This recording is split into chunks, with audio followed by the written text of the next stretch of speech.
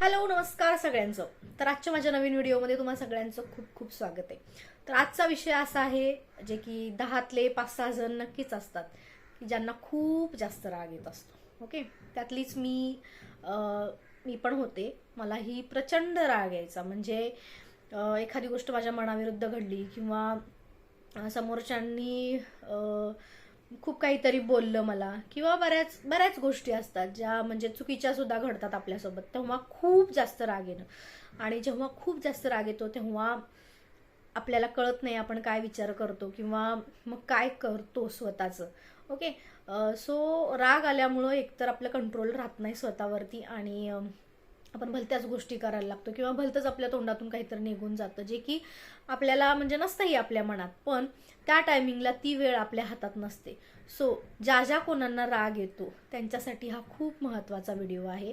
कारण मला माहिती आहे मी जेव्हा मला राग येतो तेव्हा मी काय करते आणि किती म्हणजे तो संताप आपल्याला हावी होतो आणि आपला पूर्ण चेंज होऊन जातो. आपण काय असतो आणि त्या टायमिंगला काय कृती करत असतो आणि काय स्वतःला बघतो ते पूर्ण कम्प्लिटली वेगळा असतो. सो खूप छान पद्धतीने रिलेट करतील ते सगळेजण ज्यांना खरंच खूप राग येत असतो. तर त्या सगळ्यांसाठी मी सांगेन की जसं मी माझ्यामध्ये बदल केले हळूहळू. ओके, एका रात्रीत कमी झालेलं नाही आहे आणि अजूनही कम्प्लिटली नाहीच आहे असं नाही आहे, पण खूप कमी केलं आहे किंवा त्याला हँडल कसं करायचं.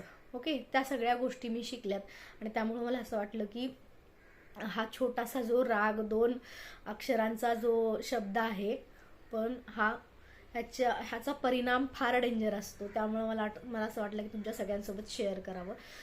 सो राग आल्यानंतर होतात त्या गोष्टी आपल्याला टाळण्यासाठी पहिली गोष्ट तर आपल्याला स्वतःवरती कंट्रोल करण्यासाठी, स्वतःला शांत करण्यासाठी आपल्याला रोज थोडंसं 5 मिनिटं मेडिटेशन करायला सुरू करायचे.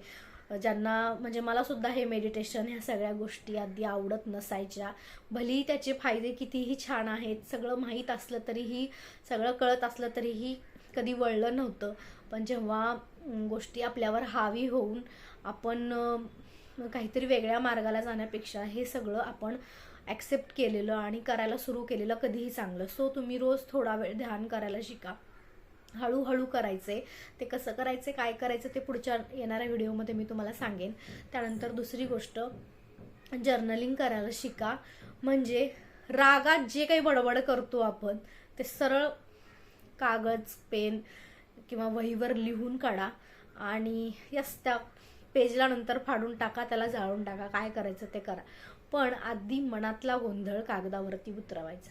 ओके, आणि तिसरी गोष्ट, रिॲक्ट करण्यापेक्षा रिस्पॉन्ड करायला शिकायचं. ह्या 3च गोष्टी करून बघा. ह्या 3 गोष्टी मी करते, मला खूप फरक जाणवला. मी आधीपेक्षा कम्प्लिटली 80% तर चेंज झालेली आहे की मी तत्पर काहीच करत नाही किंवा मला जेव्हा राग येतो तेव्हा मी खूप विचारपूर्वक आणि व्यवस्थित वागायला शिकली आता सध्या. कारण एवढंच आहे की त्याचा इनडायरेक्टली जे काही वाईट परिणाम आहेत ते आपल्या स्वतःवरच होत असतात. ओके, आपण आपला मूड खराब करून घेतो, आपण काय करतो आणि काय बोलतो ते आपल्यालाही त्या टायमिंगला माहिती नसतं आणि बाकी सगळ्यांचं अजून ऐकून घेणं. ह्या सगळ्यापेक्षा महत्त्वाचं आहे की आपण आपल्याला खूप खचवून टाकतो ह्या सगळ्या गोष्टीमुळे आणि तो ट्रॅप चांगला नाही आहे आपल्यासाठी, राग येणं वगैरे. ओके, सो येस, नक्कीच तुम्ही हे करू शकता. साध्या साध्या गोष्टी आहेत ते करा आणि आपला राग आपण नक्कीच कमी करू शकतो. ओके, माझा हा व्हिडिओ शेवटपर्यंत बघितला त्यामुळं खूप खूप धन्यवाद तुमच्या सगळ्यांचं. आणि लाईक करा, शेअर करा, सबस्क्राईबसुद्धा करा माझ्या चॅनलला. आणि कसे वाटत आहेत माझे व्हिडिओ ते सुद्धा नक्की सांगा. धन्यवाद.